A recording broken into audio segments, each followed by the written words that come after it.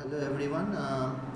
We will be starting the class. We'll be waiting for a few more minutes before everyone enters so that we can start very soon.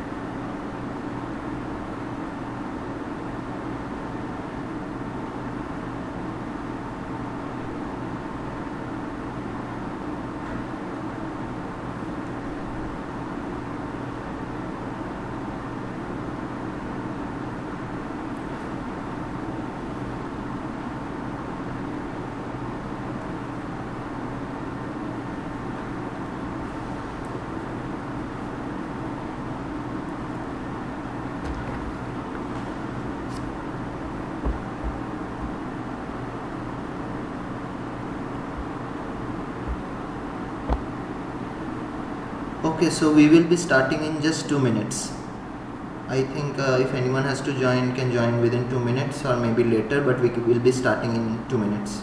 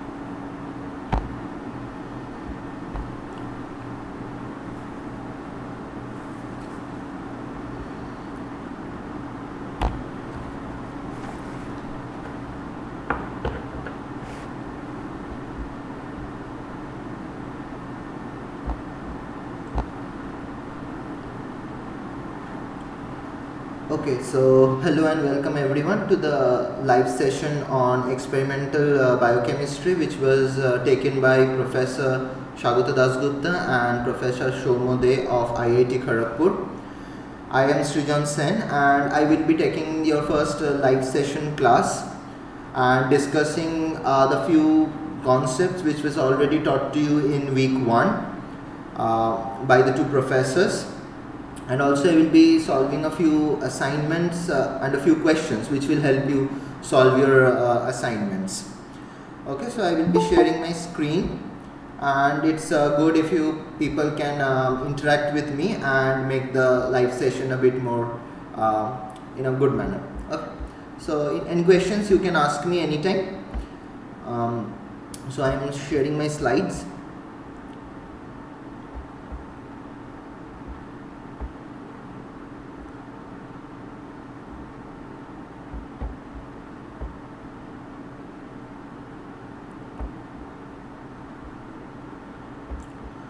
So is my screen visible?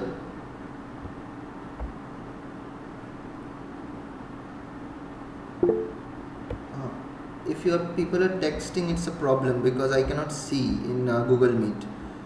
Okay, so yes, Pratik, what's your question? It's visible. Okay, so you people have to speak because I won't be able to see the texts if you would be texting. Maybe during the time when I will be solving the questions, at that time maybe I will be coming back to see if there are any questions, because otherwise you can actually talk to me, because that would be easier for me to understand. Okay, so let me start. Okay, so what we will be discussing today is obviously in brief of the concepts which has already, of the video lectures which you people might have already seen, and you must have already also gone through the assignments which was given to you and might be having questions. So today the concepts which I will be discussing in brief includes accuracy and precision, acids and bases, pH and something about pOH, the Henderson, from which I will be coming to the Henderson-Hasselbalch's equation, and finally I will be giving a brief idea about the buffers. So starting with the most important concept of measurement, as we all know that measurement is an important thing in our life. So anything that you do, for example, person's weight is obviously, you measure a person's weight, or you say that my weight is this much. So that's a value which actually matters to us. So when we do any kind of measurement, the two important factors which actually matter to us in this while measuring involves accuracy and precision. So what are these two terms? So precision actually means, so precision is the closeness of two or more measurements to each other. That is how close your two values are. So how precise your two values are, we say that means how close your two values are. So it is obviously independent of accuracy. The value which you are getting may or may not be accurate. You do not know, because you do not know what is the accurate value. But if you are getting some reproducible or repeatable values, you can call that your values are precise, but it may or may not be accurate. So just as I mentioned, your values has to be repeatable or reproducible. What does that mean? So these two terms again are important when we speak of precision. So repeatability means it is the variation which arises when the conditions are kept identical and repeated measurements are taken during a short period of time. So the values which we are getting, now if we are changing the conditions and then we are varying our other factors, then we cannot comment anything on precision. But if we are keeping the conditions same and then we are repeating the experiment, for example, we are repeating some kind of experiment or we are measuring something, then we can call that term to be repeatable, that our values are repeatable. When we speak of reproducibility, it is the variation which arises using the same measurement process among different instruments and operators over a longer period of time. So here the time period is a big factor. So for repeatability it is for a short period of time, and for reproducibility it is for a long period of time. But what is precision overall is the closeness of your values, or as to how close your values are when you are measuring for more than one number of time. Now when we speak of accuracy, so it is the ability of an instrument to measure the accurate value. So it helps you to, so for this you need to have an idea of what an accurate value is.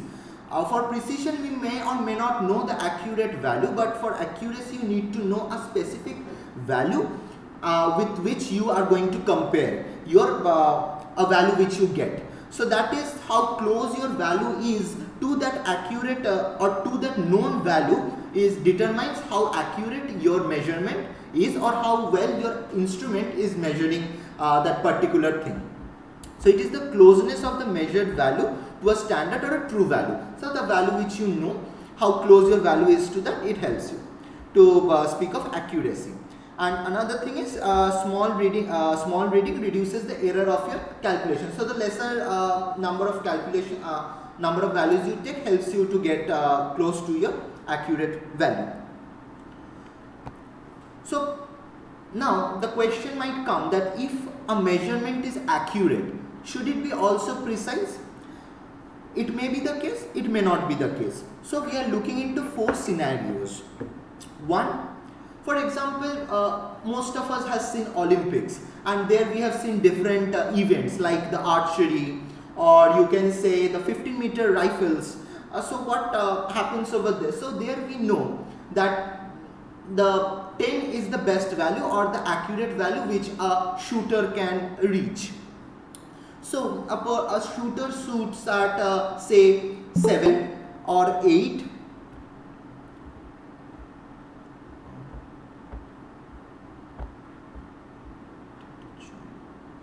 Okay, sorry for the delay.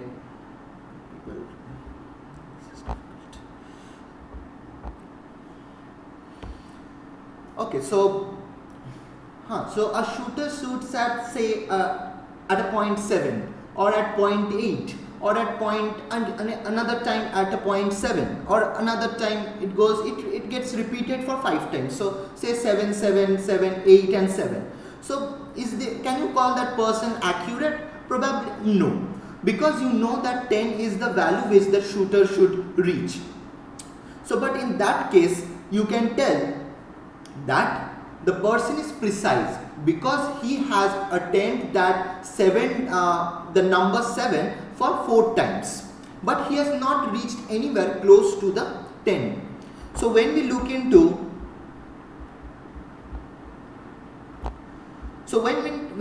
the first scenario, we can see that there are scattered points very close to the there are scattered points very close to your known value or a true value or a value which you know is accurate. So there are scattered points. So but when we take the mean, I will be coming to the why are we speaking of mean, and I will be also speaking of standard deviation or the error bars. But as of now we can only consider these 4 cases. So when we see into the first case, so it is a scattered points, but the values, if we take the mean of these values, then we can see it has somewhere reached close to this middle point. So we can call this case to be accurate but not at all precise.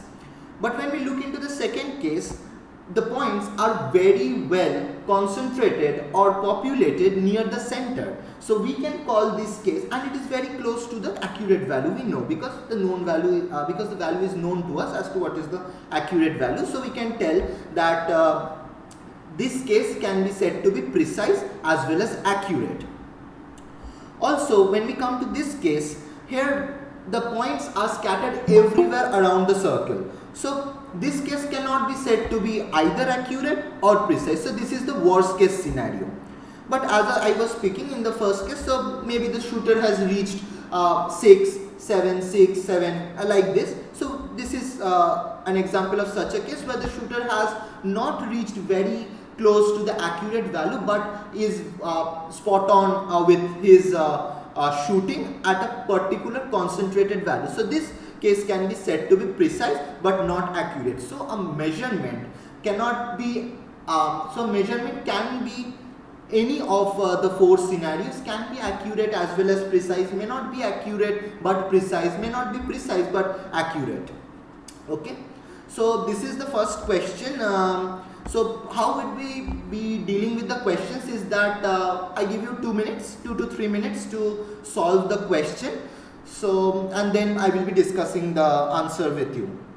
So probably you can solve this question and tell me the answer maybe in the chat box, or yes, the chat box is a good option because that will help me to understand that all people are actually interacting.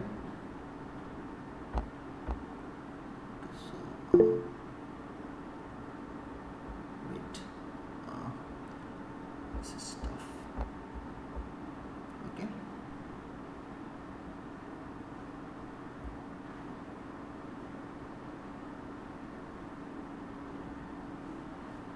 So everyone should solve these questions, because this will definitely, and these are not at all tough questions, but these are good questions which will help you to solve your assignments. So everyone should solve, and I expect an answer from everyone. It does not matter if it's wrong or right, but you have to be interactive.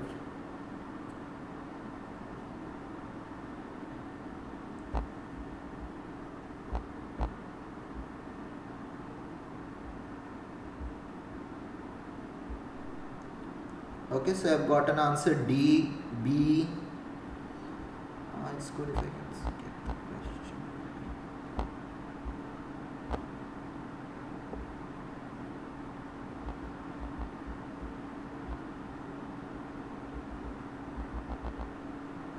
Okay, I think the question is visible.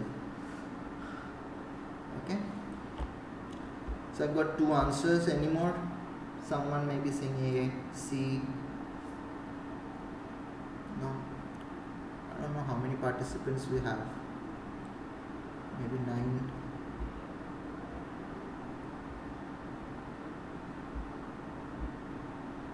I've got 8 answers. Okay, fine. So, okay, before coming to what is the right answer, let me tell you how to solve this question. So here it is given that the volume of the liquid is 20.4. So a value is known to us. So now the question says which of this data set gives us a representation of a good accuracy.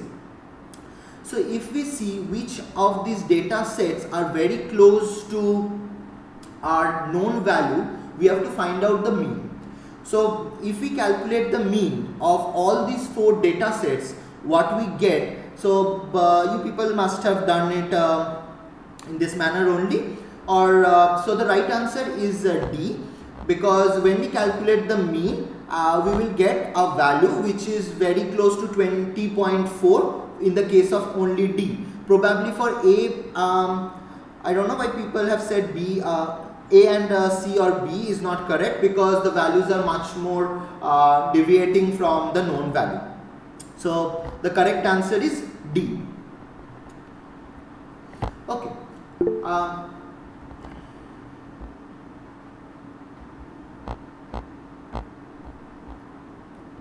Yes, Ishasri?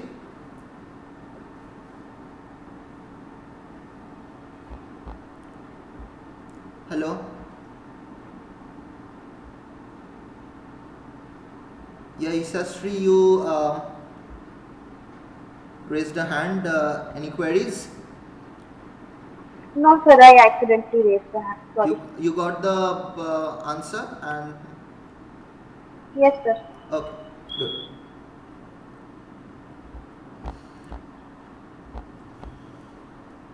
Okay, now coming to the difference between accuracy and the precision, as already previously I mentioned. So it is the closeness of the with the true value of the quantity which is being measured, whereas precision is the measure of the reproducibility of and repeatability of the measurement. So in case of accuracy, the measurement can be accurate but not necessarily precise. Actually, measurements can be all the 4 scenarios which I mentioned, whereas for the precision, measurement can be precise but not necessarily accurate. So accuracy, it can be determined with a single measurement. If you are getting a value which is at one point, you are getting a value which is very close to your true value, you need not take other measurements as well, but for precision it needs several measurements to be determined. Whereas for accuracy may be affected with systemic error, whereas precision may be affected with random error. So what is systemic error? So systemic error, it is actually not determined by chance, but is introduced by an inaccuracy which is inherent in the system. So you cannot solve this. It can be solved in other ways, but the accuracy can only be affected by the systemic error, which can be done, which is actually the inaccuracy of the system, which sometimes for experiments you can call instruments. Whereas for precision, it is affected with a random error. So random error is the what you call is the chance difference between your observed value and maybe a true value of something. So accurate values have to be precise in most cases, whereas the precise values may or may not be accurate. And the other thing is the degree of conformity for accuracy, and the other thing is degree of reproducibility and repeatability. Okay, so coming to the other examples. So for example, if we know that the weather temperature reads 20 degrees and it's actually 20 degrees outside, so you can call the measurement to be accurate, and so this is an accurate value. Now if you use a thermometer to continuously get that same temperature for several days, then you can call that measurement to be precise as well. So now another example is that if you take the measurement of the mass of a body is 50 kgs, and then you get these values and your weighing scale is then precise, because you are getting numbers of 47 several times, but it is not very accurate. But if your scale gives you this sets of data, it is more accurate than being precise. Okay, so this is another question which was given in the previous year's assignment. So okay, once again over to you people.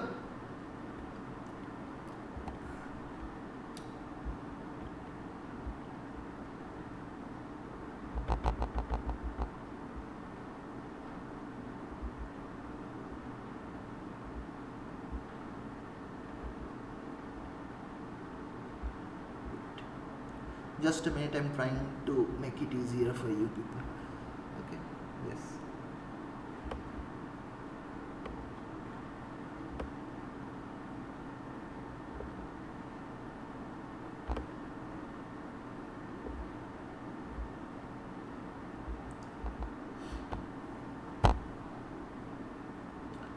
I think the question is visible. Oh, sorry. Yeah. The question is visible to you people. Otherwise, it becomes difficult to interact.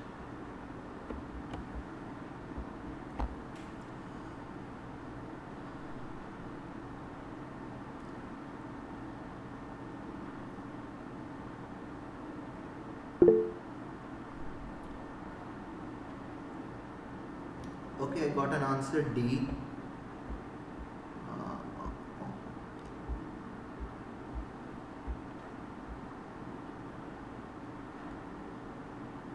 B.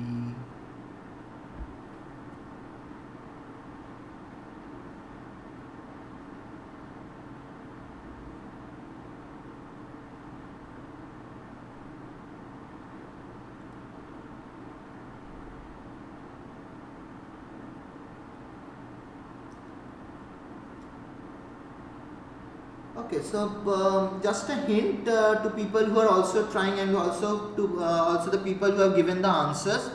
Try to find out the mean and the standard deviation of these two data sets. That will actually help you to find which data set is more precise or which data set is more accurate. It's just a hint. You can just find out and write an answer, because that will also help you to solve the other assignments as well. Because then I will be understanding that you people have understood the things well. So calculate the mean and the standard deviation of these two data sets, and maybe you can write it in the chat box.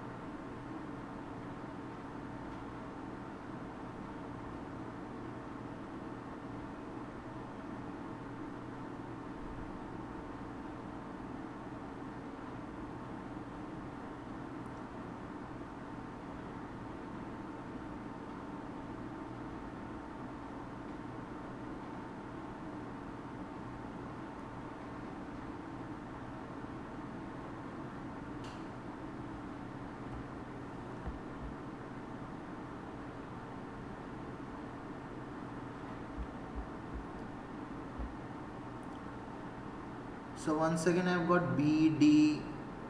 Anyone trying to solve the mean and the standard deviation? Problems with the formula?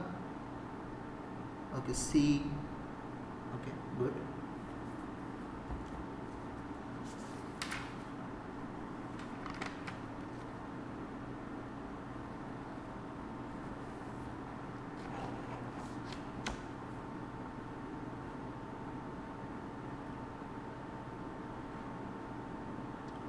So can anyone tell me what is the formula of standard deviation? Anyone? I know you all, the people know the formula, still I'm asking. Any one of you can answer.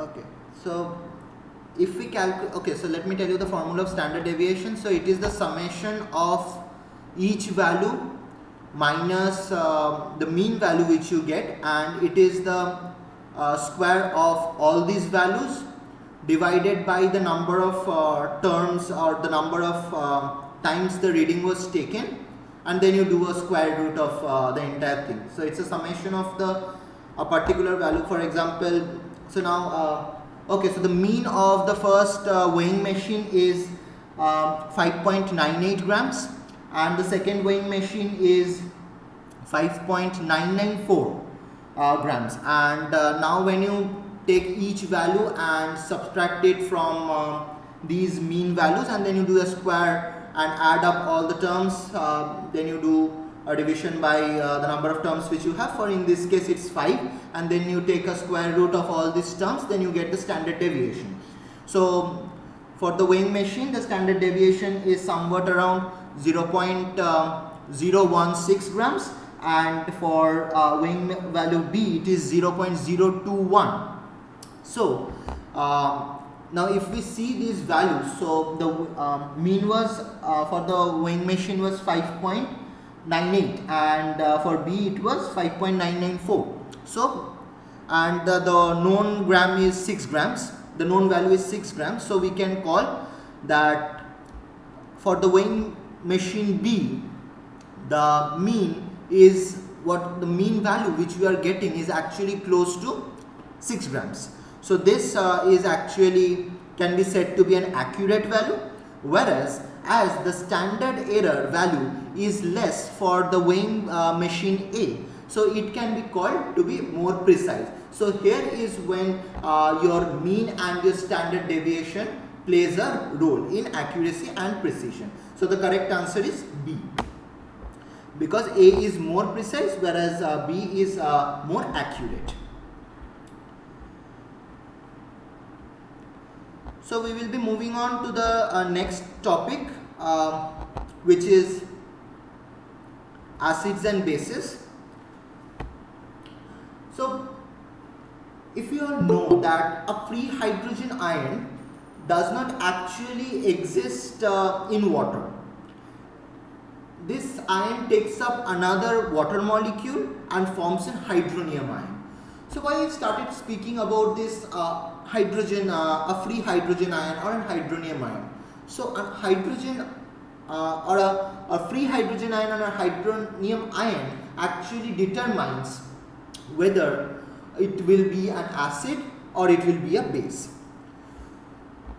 So if you speak in the case of water, water has the ability to act both as an acid as well as a base. So if we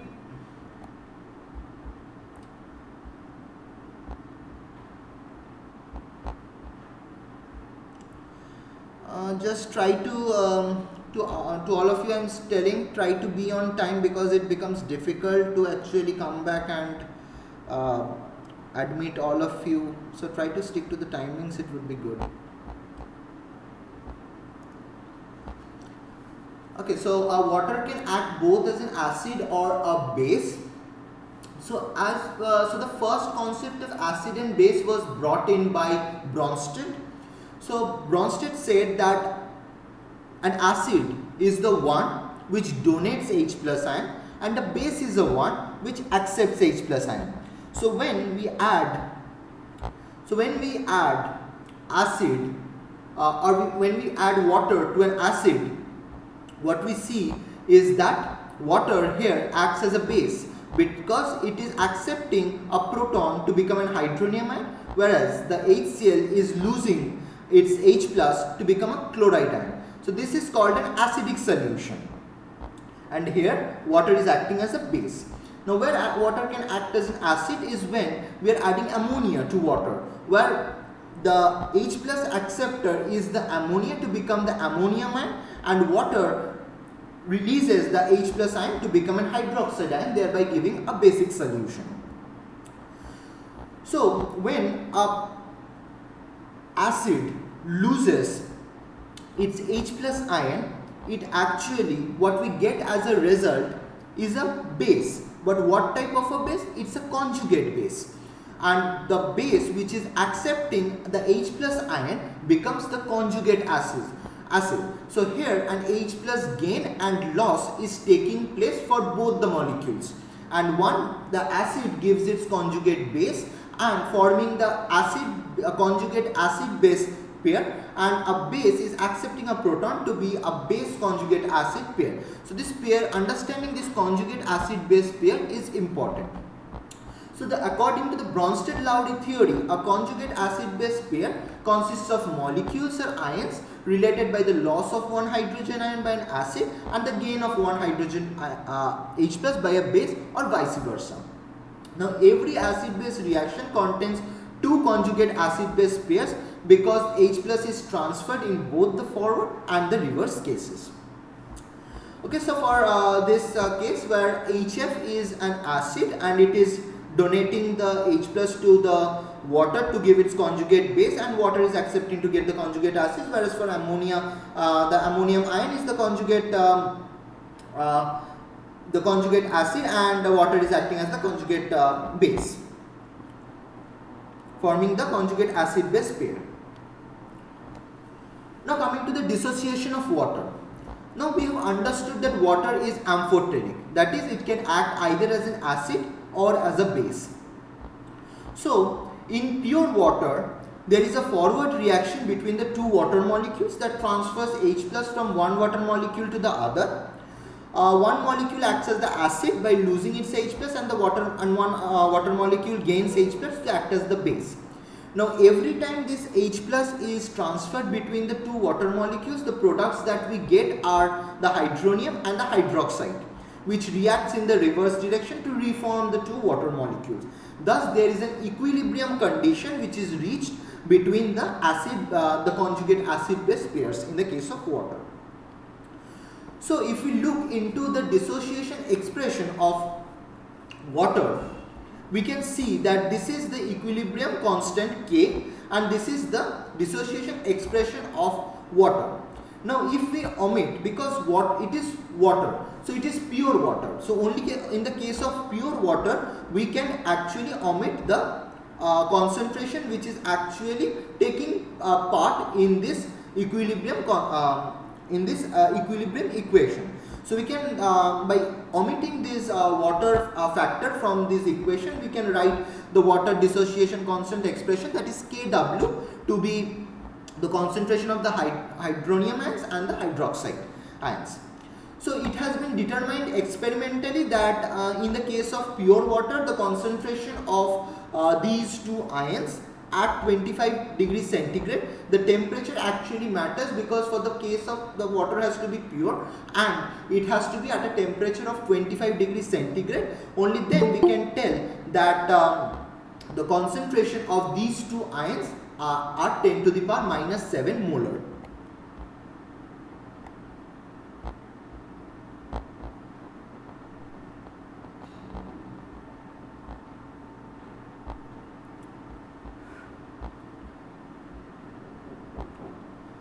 Okay, so if we multiply these two ion concentrations, what we get is 10 to the power minus 14 molar, because Kw equals to the product of these product of the concentration of these two ions.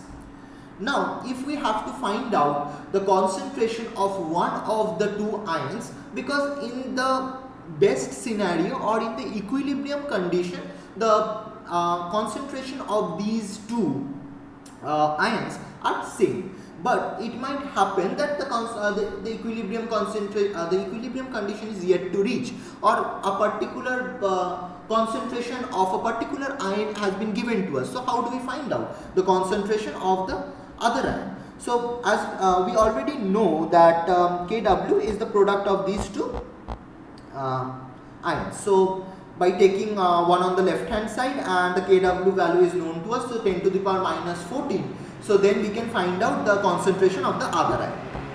So let us solve some practice problems. So the first question I think is very easy. So okay, so quickly let's solve out this.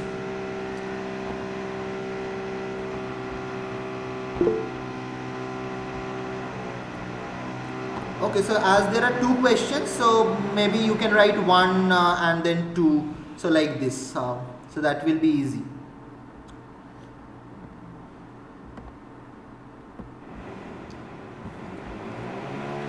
Okay.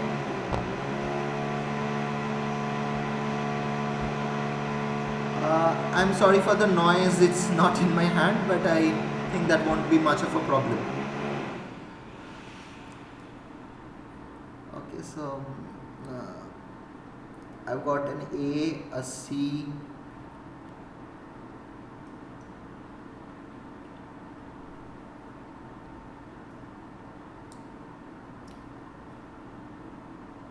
Nandakumar, is it it's A for question 1 or question 2?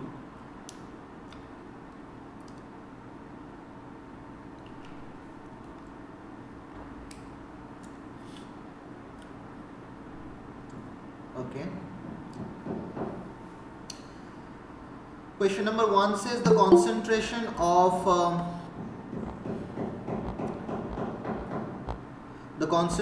H plus ion. Read the question properly. I think this is a very easy question. Only the concentration of the H plus ion has been asked.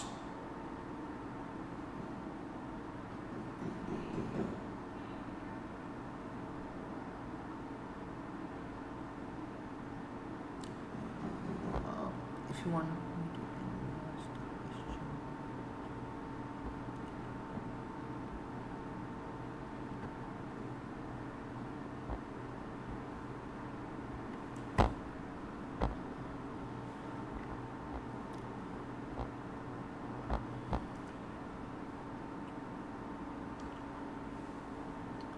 I think everyone should give me an answer, because then I can understand that you people are there, because neither I can see you because I would be presenting, so it would be good if you can at least interact during the question and answer session. That would be good. You may be right, may not be right, that is not much of an issue. I will be discussing all the answers, but at least it's good to see that you people are interacting.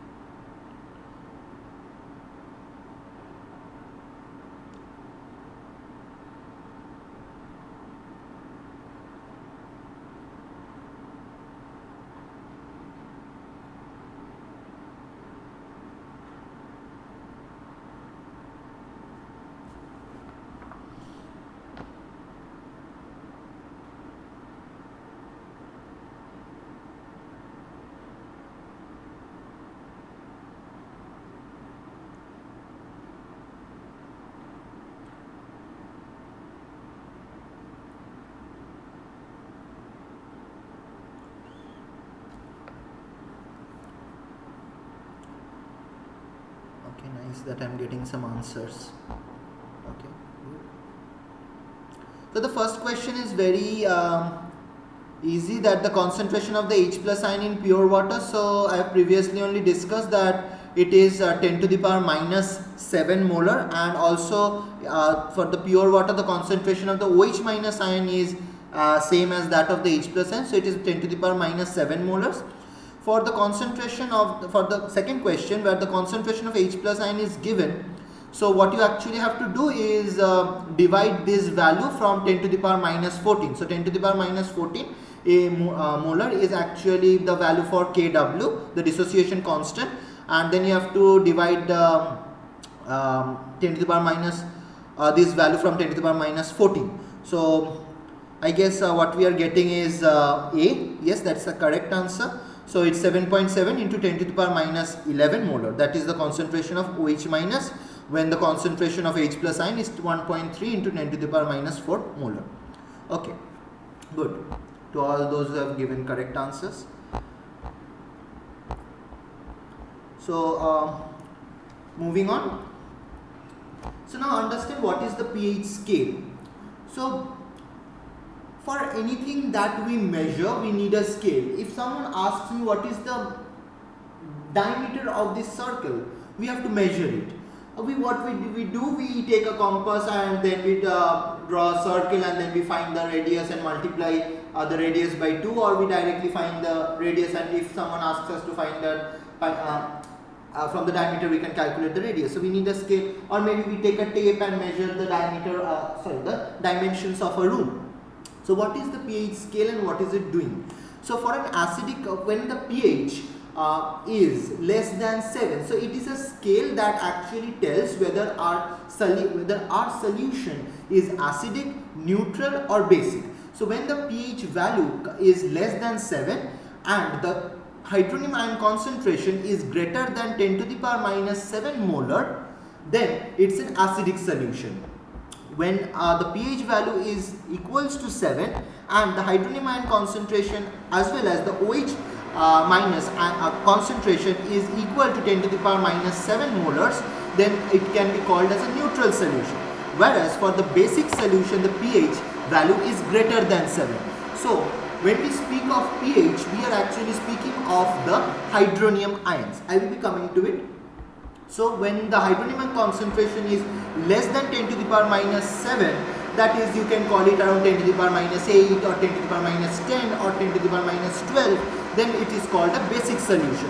Whereas for an OH ion concentration, if we consider an OH ion concentration, the pH value, the POH value, then we speak it as POH, not pH. Then the value has to be less than POH value has to be less than 7, then the OH minus ion concentration becomes greater than 10 to the power minus 7. Okay, so for doing for measuring the pH, what we have is a pH meter.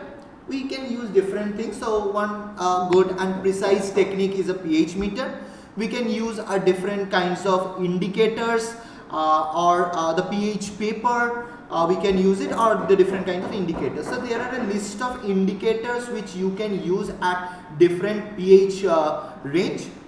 So if you can see, for example, speaking of methyl orange, so its color at lower pH is red, and this can be used at a pH range of 3.2 to 4.4, and when it crosses this barrier of 3.2 to 4.4, and at a higher pH it gives a color change to yellow. So from this we can actually tell whether the solution is acidic or neutral or basic. Then if we take phenolphthalein, we have used this indicator several times in acid-base titrations, and this is colorless at lower pH and can be used at a pH range of 8.2 to 10, and it gives us a pink or violet color when it crosses the barrier of this pH range. So these are the foods which we intake daily. Not all are foods. We do not obviously intake detergents. But these are the list of ingredients which we use in our daily life, and from this we can tell that what are acidic, what is neutral, what are the basic ingredients. So like detergents, it has a pH around 8 to 9, or the lemon juice which are taking is acidic.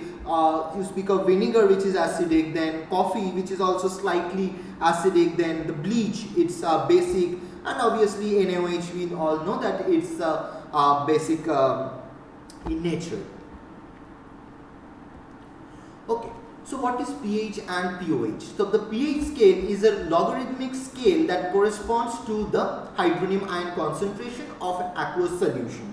So if we speak mathematically, pH is the negative logarithm to the base 10 of this hydronium ion. So pH equals to minus log of the concentration of the hydronium ions. So for example, for a lemon juice solution with an hydronium ion concentration of 10 to the power minus 2 molar has a pH of 2. So this can be calculated from the equation. So pH equals to minus log of 10 to the power minus 2. So what we get is a pH of 2, and hence it can be called to be an acidic solution. So the POH, on the other hand, it's similar to the pH scale, except that the POH is associated with the hydroxide ion concentration of an aqueous solution. So POH is the negative log of the hydroxide ion. And if we look carefully, we can understand that the solutions with high OH concentration will have low POH values, and solutions with low hydroxide ion concentration will have high POH values. So pH and POH are actually what you can call is reciprocally interrelated, and pH plus POH will give a value of 14, because that is still what we have reached. From 0 to 14 is the pH scale. So now if you know the pH of a solution, say here it is given 3.5, so the POH of the solution can be calculated from this, and you can tell, okay, so I know the pH is 5, and then 14 minus 5 is 9. So this is very simple. Okay, so now summarizing the thing and the formulas which we know. So pH equals to minus log of H plus or H3O plus ion concentration, that's the hydronium ion concentration. POH is the negative log of hydroxide ion concentration. Obviously H plus and hydroxide ion concentration has to be in molar. If the value is given in millimolars or nanomolars or say micromolars, then we have to convert it into molars before we do the calculation. we know that the product of these two ions gives us a value of 10 to the power minus 14. pH plus pOH is equal to 14. So an acid is a proton is defined as a proton donor, as said by Bronsted and Bronsted. So this is the equation. So here AH is the acid and A minus is the conjugate base. And for the case for a base is a proton acceptor. So when we do it with when we add this base to H2O, so BH plus and OH minus, so B is the base and BH plus is the conjugate acid. So now speaking of weak acids and pKa. So the strength of an acid can be determined by its dissociation constant, that is Ka. Acids that do not dissociate significantly in water are called weak acids. Now the dissociation of these acids can be expressed like same as we formulated the dissociation constant for water. So now we do it for acid, that Ha gives H plus and A minus. So the equilibrium constant Ka is equal to the product of the hydronium ion concentration and the A minus concentration divided by the actual acid concentration. Okay. So when this Ka value is less than 1, then we can say that Ha concentration is greater than H plus, the product of the H plus concentration and the A minus concentration, and Ha has not significantly dissociated, because acids that do not dissociate significantly in water are weak acids. Thus Ha is a weak acid when Ka less than 1. So the lesser the value of Ka, the weaker is the acid. Now similar to pH, the value of Ka can also be represented as pKa, where pKa is the negative log to the base 10 of Ka, and larger the pKa value, the weaker is the acid. Lesser the value of Ka means larger will be the value of pKa, so weaker will be the acid. Now pKa is a constant for each of the conjugate acid and its conjugate base pair. Now if we look from a biological perspective, so we can see that or understand that most biological compounds are actually weak acids or either weak bases. Now what are polyprotic acids? Now a substance which is capable of donating more than one proton is called a polyprotic acid. So there can be diprotic acid, triprotic acids are the specific types of the polyprotic acids which are capable of donating 2 or more than 1 protons, 2, 3 protons respectively. Now the polyprotic acids have multiple dissociation constants. Now for when we have only one hydrogen present in the acid and it is capable of dissociation, then it has only one dissociation constant. Now if it is capable of donating more than one proton, it will have several dissociation constants. So we can write that as Ka1, Ka2, and as long as it goes Ka to N. And its equivalence points can be calculated depending on the number of times the dissociation occurs. Now for example, for the sulfuric acid, which is H2SO4, it is a diprotic polyprotic acid, that is it donates one of its or it releases one of its hydrogen to give us HSO4 minus, and followed by another deprotonation to give SO4 2 minus. So it's a diprotic acid. Same for the case of sulfurous acid, which consecutively deprotonates twice to be a diprotic polyprotic acid to give HSO3 minus and SO3 2 minus. Speaking of orthophosphoric acid, which is H3PO4, it is a triprotic polyprotic acid, and same for so it yields H2PO4 minus, then HPO4 2 minus, and phosphate PO4 3 minus. And for carbonic acid, which is also a diprotic acid for the same reason. Okay, so coming to the practice problems. Okay, so you people can solve it. So the first question says pK of an acid increases, what happens? Is it a basic solution, a stronger acid? or a weaker acid. Okay, that was quick.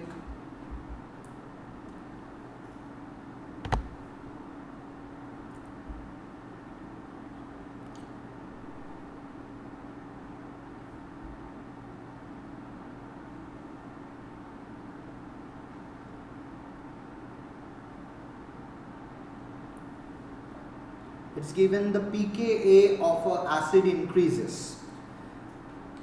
Now, see, I have been teaching what is pKa and what is Ka and how are they dependent on each other. So, read the question and answer.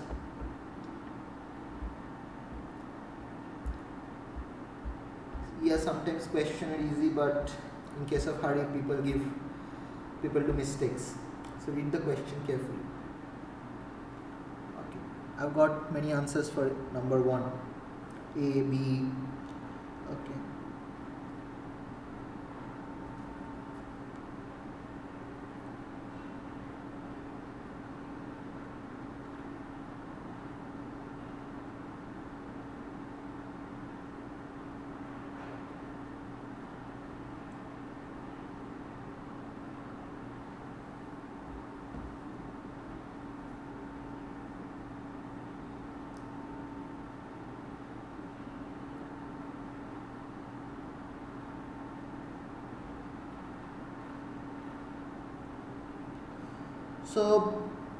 So when the pKa of an acid increases, it becomes a weaker acid because the Ka value decreases, and lesser the Ka value, weaker is our acid.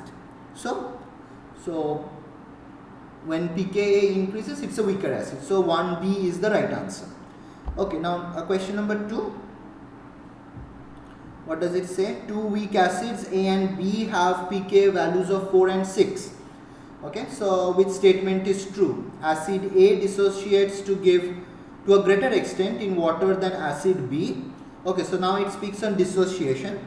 For solutions of equal concentration, acid B will have a lower pH. Okay, B is the conjugate base of A.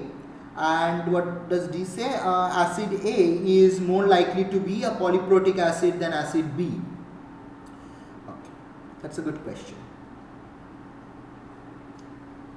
I did not get it. Did I get answers? Okay. Oh, I got answers. So 2A. Okay, Ishashri says 2A and 1B. 2B, 2A, another A.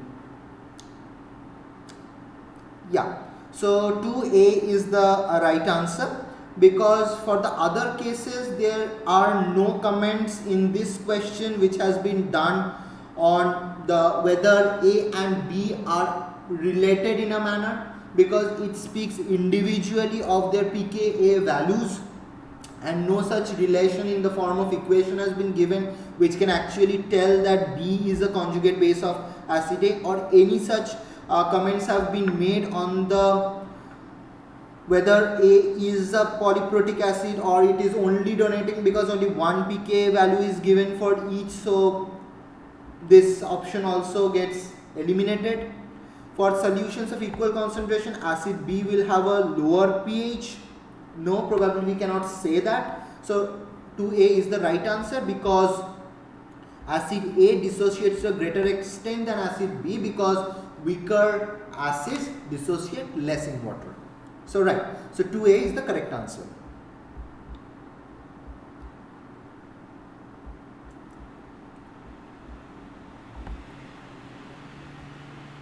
Okay, now we won't be speaking of the different indicators or the different the pH paper which we use to actually measure the pH.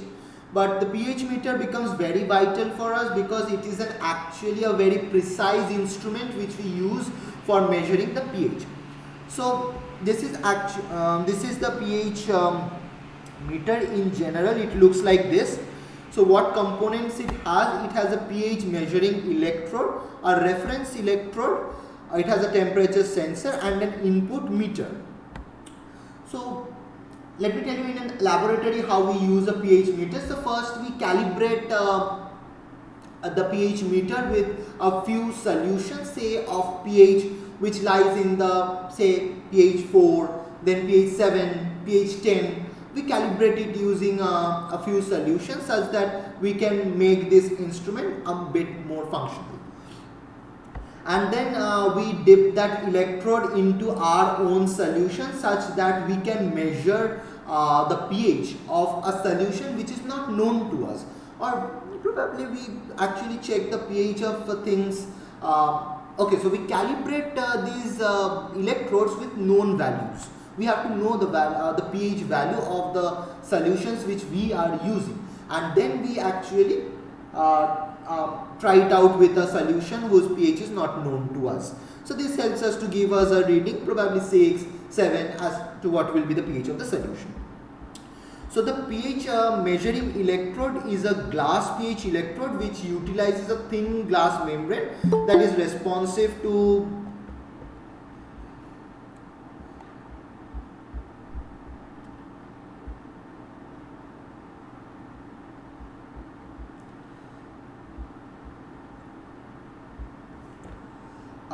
the pH measuring electrode is a glass pH electrode which utilizes a thin glass membrane that is responsive to changes in the hydrogen ion activity, which is why it can measure the pH changes.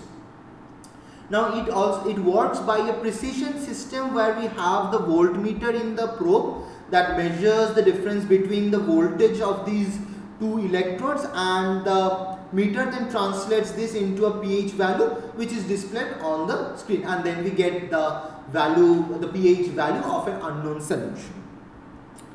So a few points which needs to be remembered, or we need to be careful about the pH meter, is that there are several factors which leads to the improper pH measurements. One of it is that the glass electrode is not stored properly so there is a storing solution where we store this glass electrode. So if it is not stored properly, we can find the fluctuations in the pH value, or not, we won't be getting the correct pH reading. Now if the glass electrode is old enough and there is the coating on the glass electrode which has led to the clogging of this glass electrode, then we won't be getting the correct pH value, or maybe it won't be able to measure it correctly. So before we take any pH measurement using this pH meter, it is always necessary to standardize the pH meter. Then when we standardize the instrument, it means that we use specific standards, the known pH of the known solutions, to calibrate this instrument, and for these what we need is a reference pH solution. So the solutions which we are using, so calibration is an important thing before we measure the pH of any unknown solution. So why is this pH important in biology? So biological molecules are very sensitive to pH because they have in them moieties, or they have in them amino acids, then nucleic acids that have bases in them, the nitrogenous bases, then the hydrogen bonds that binds the sugar phosphate backbones. Each of these are very sensitive to the changes in the environment in terms of acidity and basicity. So it is very important to maintain a particular pH for a particular biological molecule or a particular biological system. So the pH also affects the solubility of many of these biological substances, and it also affects the structural function of most proteins, including enzymes. So enzymes are also affected by the varying pH range, so proper pH has to be maintained. Okay, so these are the few questions which are related to the pH meter. You people can solve it.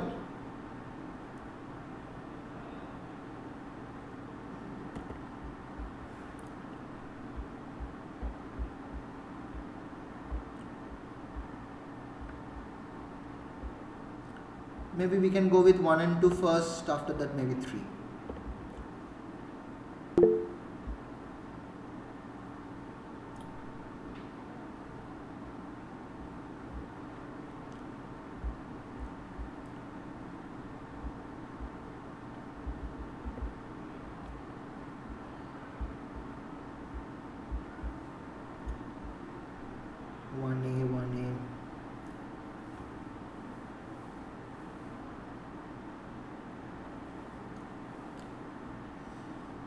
So I mentioned what are the components of a pH meter. It has what does it have? A glass electrode, a reference electrode, an input sensor. What does it have? And it has a temperature sensor. Yes. So it's 1C. It has a glass electrode and a temperature sensor. Okay. And why is a pH meter preferred over a pH paper? 2B. pH meter is more precise. A person said 1C. Okay, 1C. Okay, 1C. Yeah, 1C is the right. Correct. 2B. I have got 2B. A few 2Bs. Maybe anyone else? Let's do this. Okay. I want all of you to interact actually. Yes, sir. Okay, so you have a question, Ankit? No, sir. Okay, nice, good. You understanding well? You people Yes, sir. understanding well? Okay, that's good.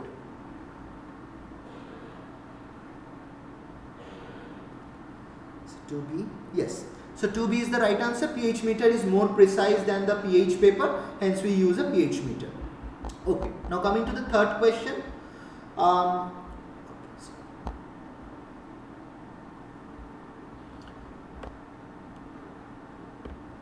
So in order to prevent clogging of electrode diaphragm and generation of asymmetric potential across the electrode, one should do what? Change the operating voltage, calibrate the solution temperature, calibrate the pH electrode, regularly clean the electrode.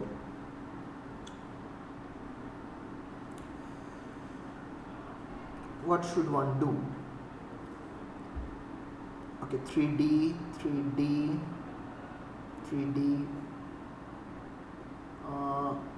Krishna, 2D is not the right answer. pH meter required no maintenance. That is absolutely not correct. It requires a lot of maintenance.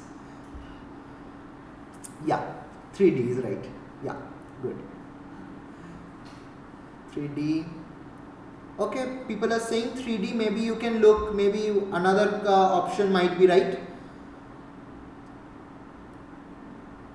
So it may not be a MCQ. It can be MSQs as well, which might also be there in your assignments. Obviously, I did not mention over here, but if another option is correct, maybe you can write that too. You can look out if other option looks correct.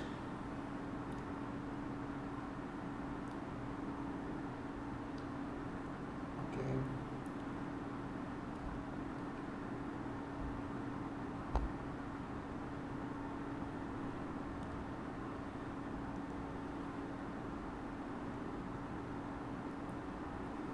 So I mentioned about a point about calibration, that we need to calibrate the electrode before we move on to actually calculate or find the pH of an unknown solution or a solution which we are looking forward to. So calibration is an important factor in for a pH meter. So yes, calibration is important, but the pH electrode has to be calibrated, not the solution temperature. And the other thing is that we need to regularly clean the electrode. So yes, option C and D are the right answers.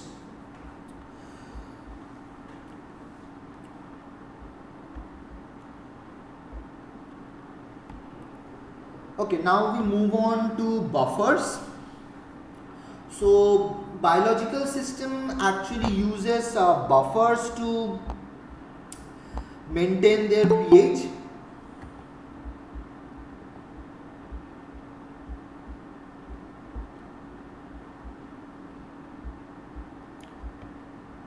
So biological systems uses buffers to maintain pH.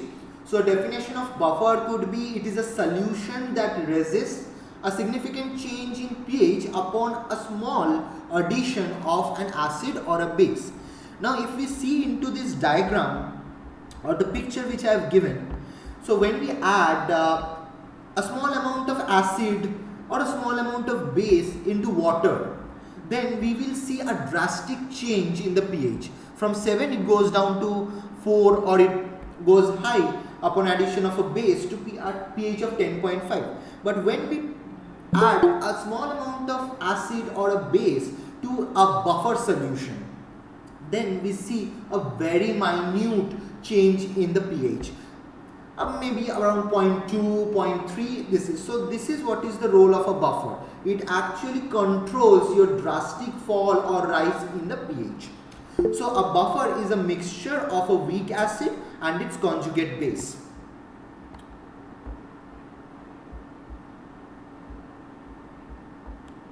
Yeah, good evening everyone.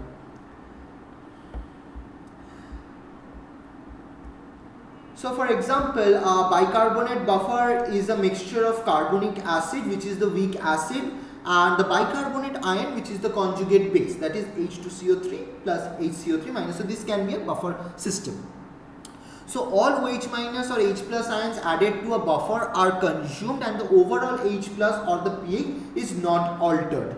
So these are the two equations which you can look to, that is H2CO3 plus HCO3 minus plus H plus. You will see you are getting H2CO3, which is 2 molecules of H2CO3, and H2CO3 plus HCO3 minus plus the hydroxide, we get 2 HCO3 minus plus H2. So this is actually becoming a buffer system. So for any weak acid or conjugate base pair, the buffering range is its pKa, which varies at a plus minus of 1. Okay, so now coming to the most important equation from which you will be getting a lot of questions in your assignments, or this equation is going to help you throughout. So the Henderson-Hasselbalch's equation. So the dissociation of a weak acid is mathematically described by the Henderson-Hasselbalch's equation. So Ka is H plus concentration, the product of the H plus concentration and the A minus concentration divided by the Ha concentration. So if we take a log on either side, then we get log Ka, which is equals to the log of the hydronium ion concentration plus the log which is we are writing this totally. So A minus concentration divided by the Ha concentration. So then on arranging, on taking negative on both the sides and arranging them, what we get is pH, which is equals to pKa plus log of A minus concentration divided by the Ha concentration. So here if we understand that the conjugate base is the A minus and the weak acid is the Ha.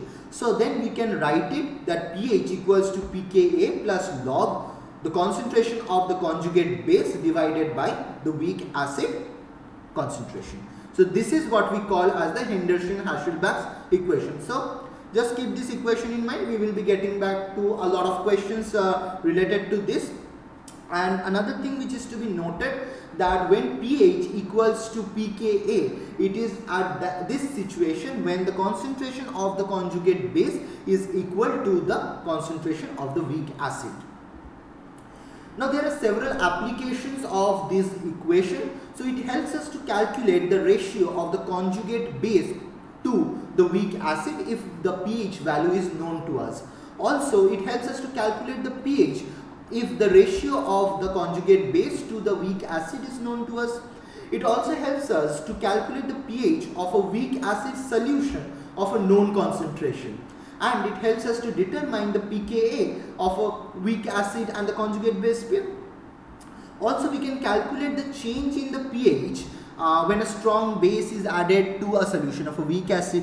Now this can be represented by a titration curve, and also it will help us to calculate the isoelectric point, that is Pi. Okay, so in order to, I won't be giving a summary, so these are the questions which will help you to actually summarize my entire thing on the Henderson-Hasselbalch's equation, so you people can solve it. Let's do question 1 first, after that we will go to question 2.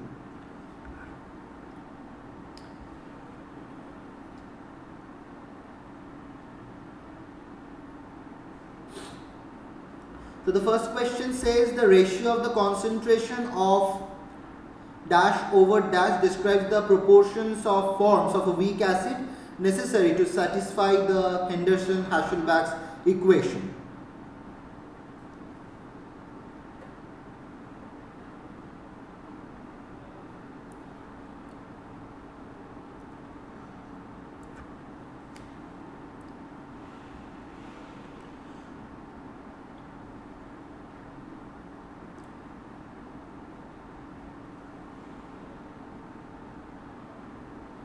One B, yeah. So pH equals to pKa plus log of conjugate concentration of the conjugate base over the over a weak acid. So yes, option B is the right answer. So it's conjugate base over the acid, right? Okay.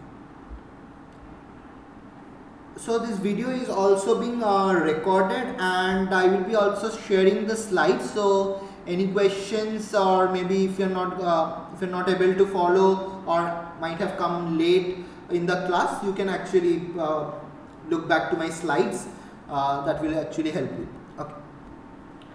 Okay. Now moving on to question 2. This is a lot of, and you need to do a bit of calculations. So take your time and read the question carefully. So to prepare 500 ml of 100 millimolar acetate buffer at a pH 5, what volume of 0.1 molar sodium acetate should be mixed with what volume of 0.1 molar acetic acid?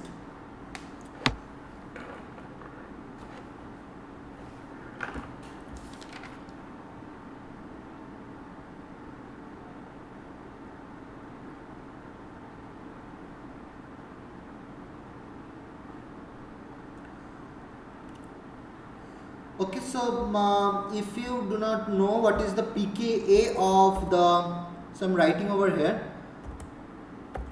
So the pKa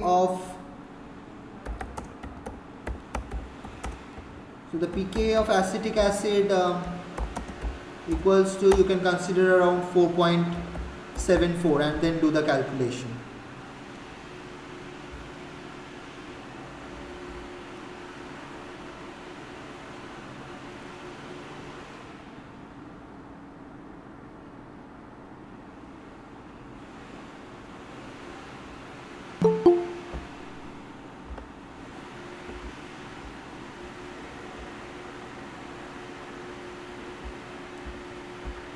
People who are coming late today, please try to be on time, because sometimes it becomes difficult during teaching to actually admit you people, and then you would be only missing maybe important points.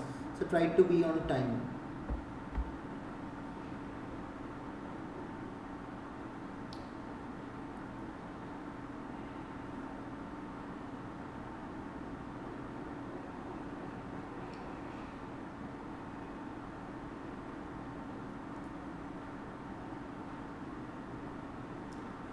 So how are you people approaching this question? Maybe someone can tell me how are you approaching this question? Someone can just unmute yourself and tell me, because it might be that you don't have a calculator or that, but maybe if your approach is correct, that is okay.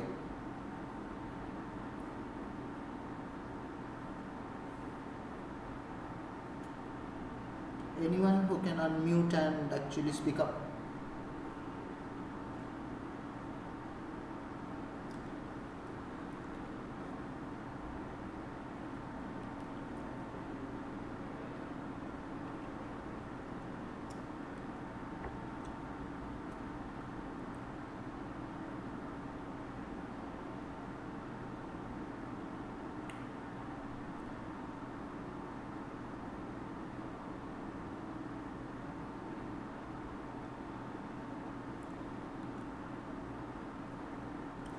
Someone says 2A.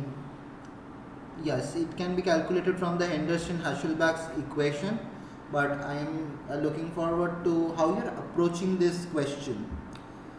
Okay, so Krishna Rupa Teja, can you please unmute and tell how you did this question or how you solved the answer?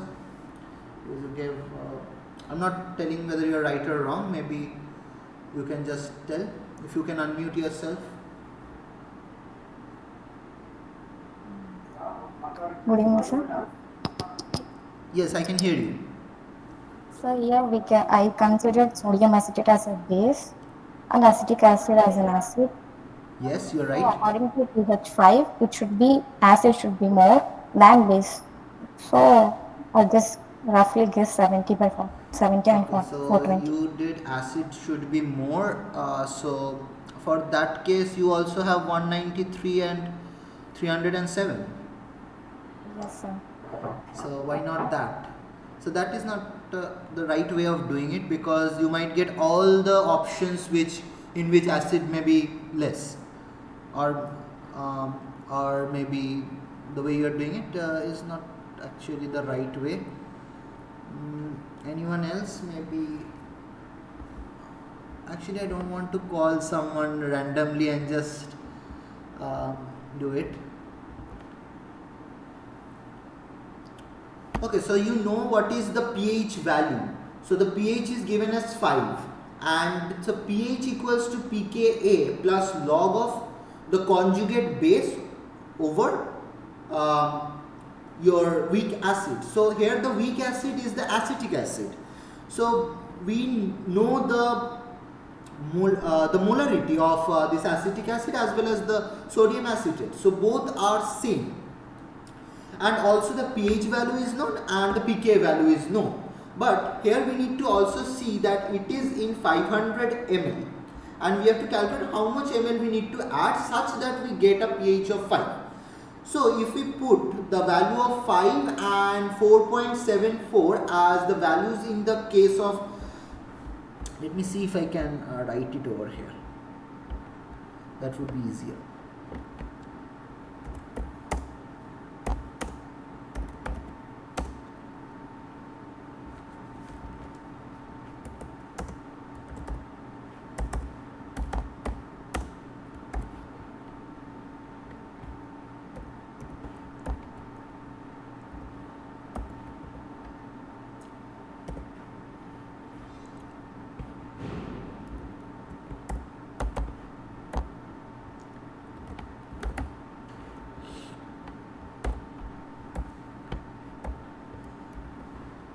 Okay, so this formula is known to us. So we know the pH is 5 and pK is 4.74, and then we have a log of something something, I'm not right, something, and then when we do it, so if we take an so what do we write over here? This is actually important, because the conjugate we neither know what volume, so we are speaking here in terms of volume. Just because the molarity of the two solutions are same, that's why we are not taking the molarity factor into consideration over here, but this volume factor has to be taken into consideration. So for example, if we think we are adding X volume of this conjugate base, and so what is the other thing, what is the acid we are adding? That is 500 minus X. Okay, so now if this is okay, and then what we get here is log of this thing.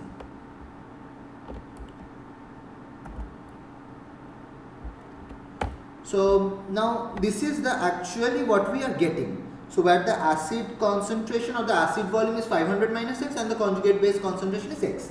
So now if you people can solve the value of X, you can find what is the means amount or the volume of conjugate base, what is the volume of sodium acetate and the acetic acid that we are adding. So now quickly find out the value of X and tell me in the chat box.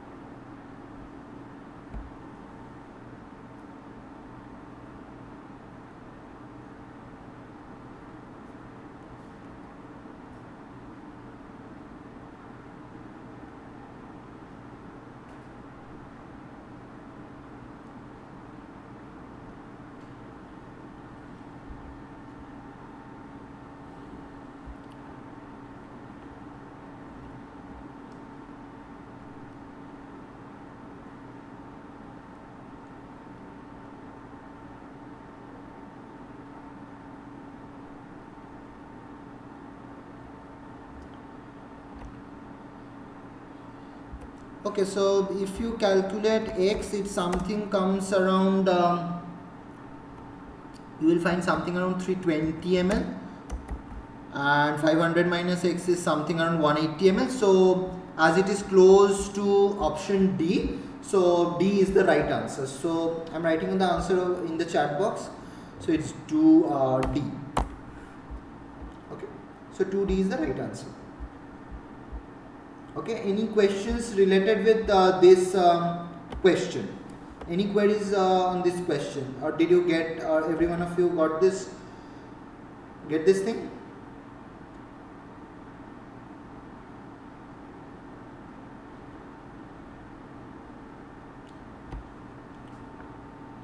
Anyone can speak up?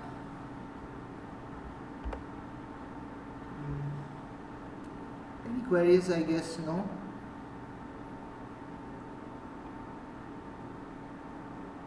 Okay.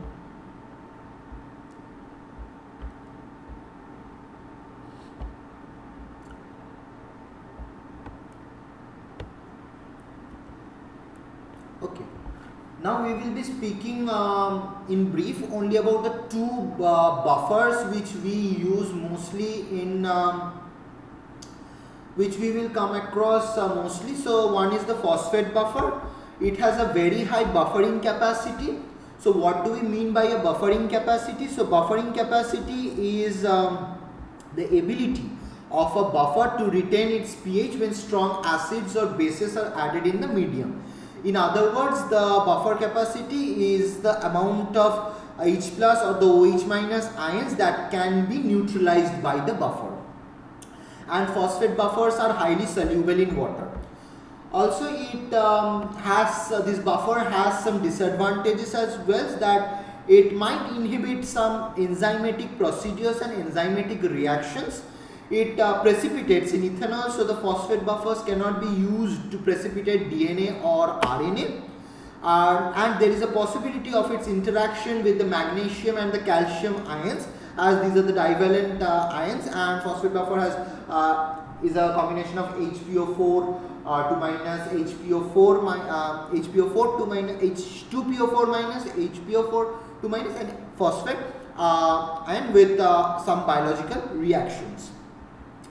Now speaking of the tris buffer, it has advantages that it is highly soluble in water, also it is inexpensive, and it is physiologically inert in nature. It also has some disadvantages, that is its pK is around 8.1, so it has a very low buffer capacity in the physiological range, that is 7 to 7.5. It is temperature sensitive and it might react with the normal pH electrode, so some special electrodes might be required. Okay, so for the phosphate buffer, it's we said that the buffering capacity is very high, so it has a range. For this, it's the pK is 8.1. For the phosphate one, it is something, it varies from 6.8 to 8.8, you can consider. So we also speak of these zwitterionic buffers, which are also called goods buffers. So we have a lot of collection of good buffers with a varying pK and a varying pH range. So these are the structures, you can remember them, might not be needed most of the time, but these are one of the some examples in the different pHs. So for pH 6 we have mesh, then MOPS for pH 7, we have tris for pH 8, then we have the chess for pH 10 and the TAPS for pH 9. So there are other goods buffer as well, you can just remember the names of a few. So there might be some questions like here are a few, these are the list of goods buffer, which is not a goods buffer, you can just might have to tick the one. So there might be a few questions on this, so this might help you. So okay, so these are a few questions. You can randomly type the answers.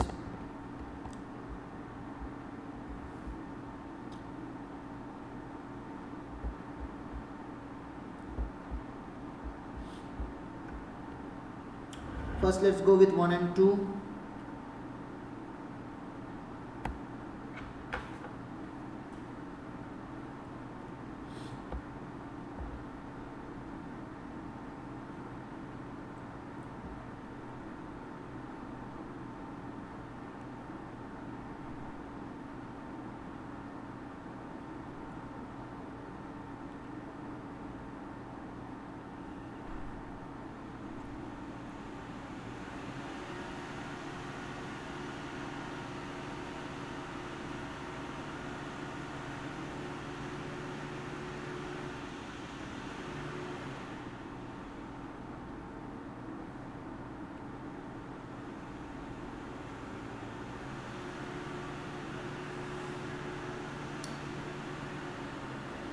Okay, so question number 2 is an MSQ.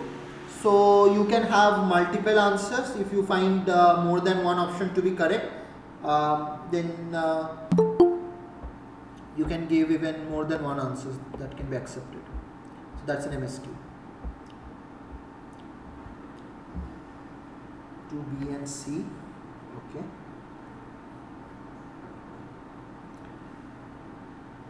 One A, 2C.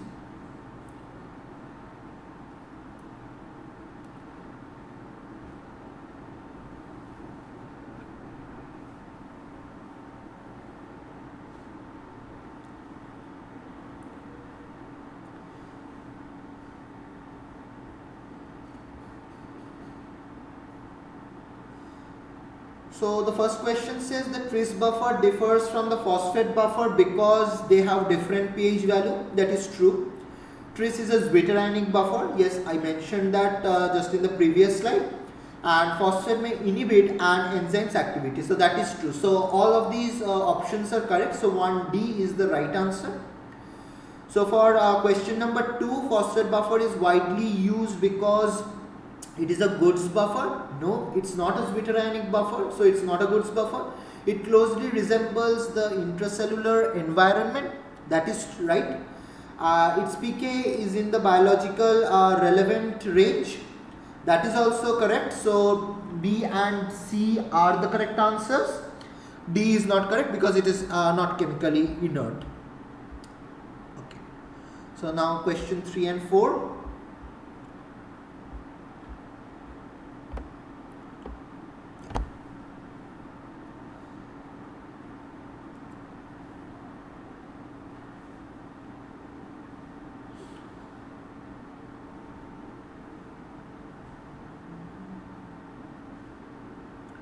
So question 3 says buffers with high buffer capacity means.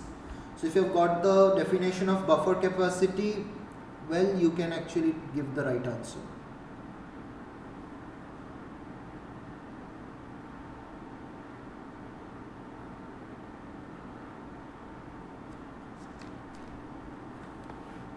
Three D, okay.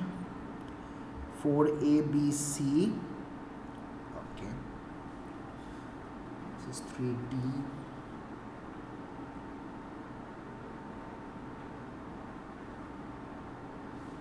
So any one of you can quickly tell me what is the definition, what definition is said about buffer capacity? What's the definition of a buffer capacity? In your own words, you don't have to tell the exact definition, maybe in your own words. Anyone? People who have given answers and those who are also giving answers. Because it's nice to actually interact with you people.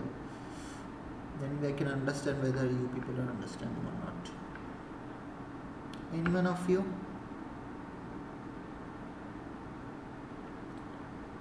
Okay. No one? So buffer capacity is the ability of a buffer to retain its pH when strong acids or bases are added in the medium. Like the buffer capacity corresponds to the amount of H plus or the OH minus ions that can be neutralized by the buffer. So 3D is saying a higher concentration of acid or base is required to change the pH. That is the right answer. So 3D is the right answer.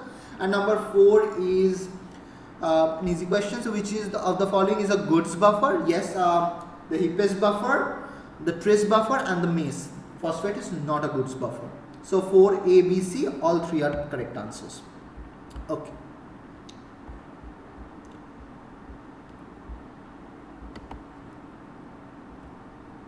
Okay. So there are different methods of buffer preparation. So one is the titration method where the acid and the bases are mixed.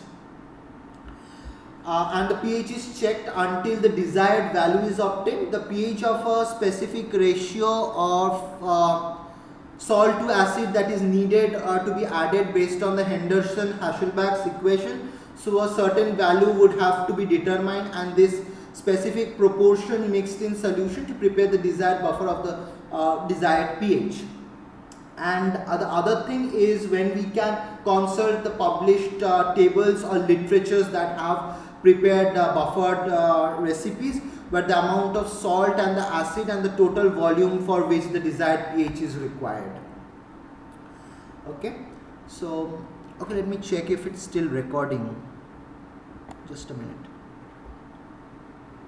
Yeah, I think it's recording. Yeah, okay, good. Okay, so the titration method, in this method, just a minute. Yeah, so in this method, out of the two components, which is the acid or the base, one is gradually added to the other solution under the pH until the pH is maintained or obtained. So one can be placed in the burette and one is in the conical flask where we are titrating it. So for example, for preparing the phosphate buffer of a pH say 7.4, the monobasic sodium phosphate is added to the dibasic sodium phosphate dropwise till we get the particular pH that we need. Now advantages of this method is that it is very easy to understand and it is useful when there is only one form of the buffer that is available. And certain disadvantages of these could be it might require a lot of salts or the base or the acid, and it's a relatively slow and the variations in the pH may sometimes not be considered. Okay, so I think with this we have only a few recap questions on the entire thing. So with these questions we would be ending today's class, and obviously if you people have questions I will be taking them. So okay, so let's see what is the answer to this one. The temperature has a role in the pH value of a solution. Since pH is a measurement of temperature, dissociation of an acid depends upon temperature. Lower temperature does not promote pH changes and temperature changes the volume of the solution. What do people think is the right answer?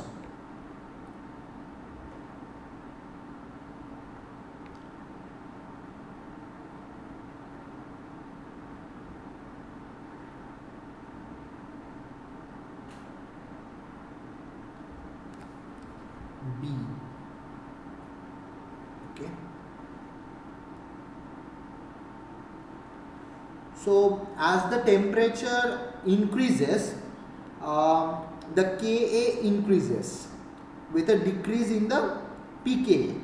So we can understand that there will be a change in the pH value because the Ka is increasing and the pKa is decreasing. So how does the Ka and pKa actually is affecting the degree of dissociation?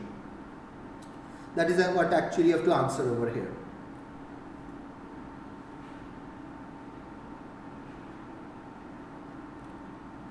So what answers have I got? I have got B, A,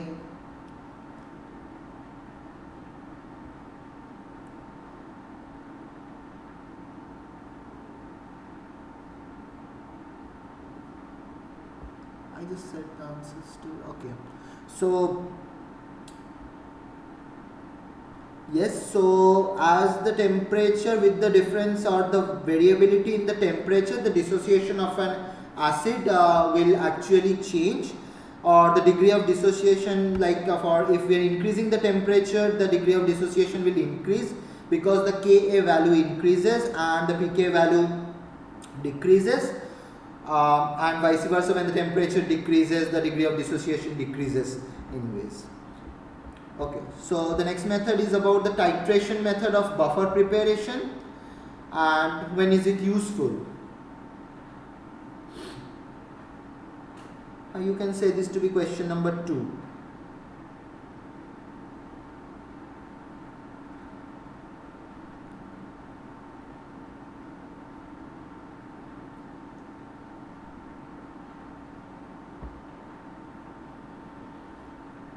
So the titration method is useful since it uses small amount of acid or base, can be easily monitored during preparation of unknown buffers.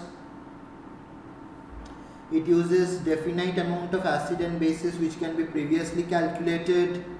It requires solving of Henderson-Hasselbalch's equation.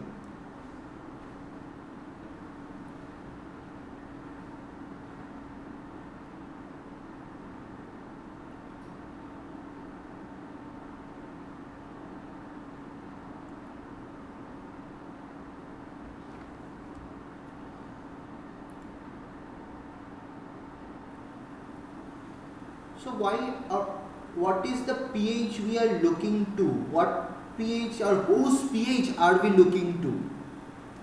That is what is important. Why would we doing for which solutions would be doing a titration method? That is actually important to understand. Would we be doing it for a buffer whose pH we know, or would it be we doing it for a buffer whose pH we don't know? That is actually important.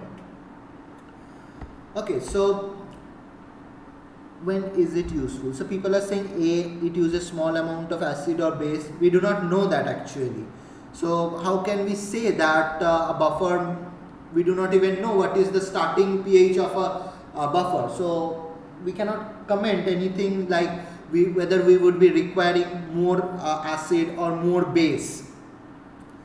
Someone is saying C, it uses definite amount of acid and bases which is previously calculated. If we know what is the composition of the buffer and there is a literature for that, we won't be performing the titration method. So we can also eliminate this option as well, because if we are using a definite amount of acid or base, we know which buffer we are using, and then we can use the previous tables or literature values which we are known. Pratik says B, so it can be easily monitored during preparation of unknown buffers. Yes, that is the right answer, because this method actually helps, or method for buffer preparation actually helps when we do not know or the pH of the buffer, or for the range in which we are looking forward to. So it helps us to monitor during the preparation of unknown buffers. So the option B is the right answer. Okay. So moving on to the next question. I would be numbering it as 3. Okay. So this is 4. So buffers used for biological experiments should have the following characteristics. So which characteristic features should buffers which are used in biological experiments should contain?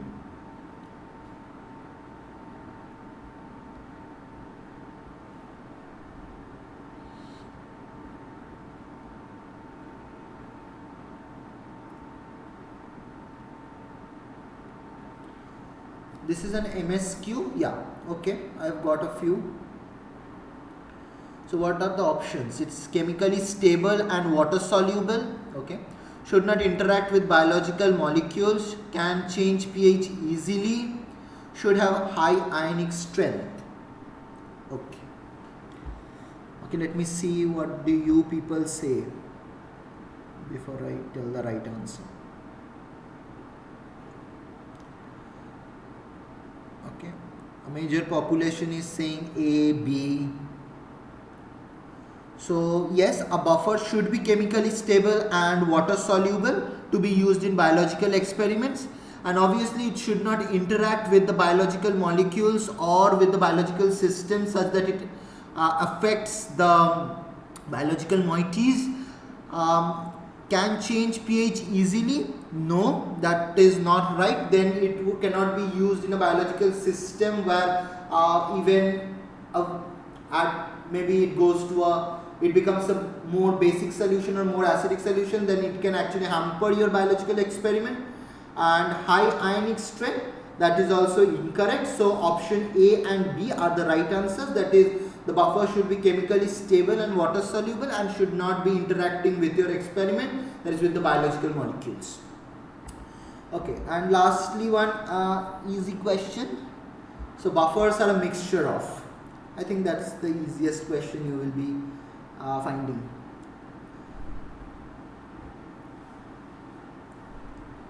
So that is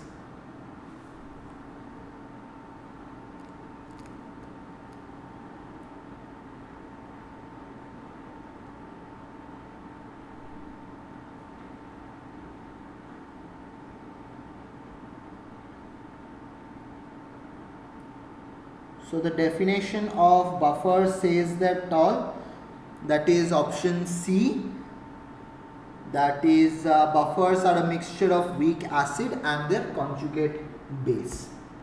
So that is the right answer. Okay, so these are a few books you can consult for studying about this course. You can consult other books as well, but these are some of the books you can consult for doing this. Okay, so if you people have any questions, I can take them. I have still 10 minutes, so I can actually take your questions if you have any, and queries regarding what I discussed today, or the questions which I discussed with you people. So these questions which will actually be very helpful when you will be solving your assignments.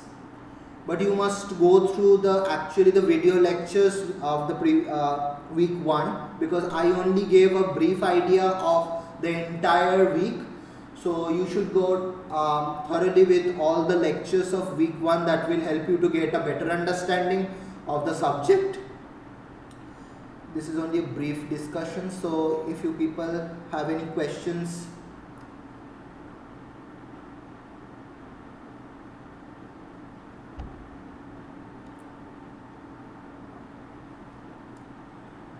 No questions? So I guess No, you sir. people have hello? हाँ no sir कोई doubt नहीं है. Okay, that's cool then. Okay, thank you all. Then we will be meeting the next week with a new course curriculum. Okay, thank you all then. See you next week. Okay, so I can close the meet now. Thank you, sir.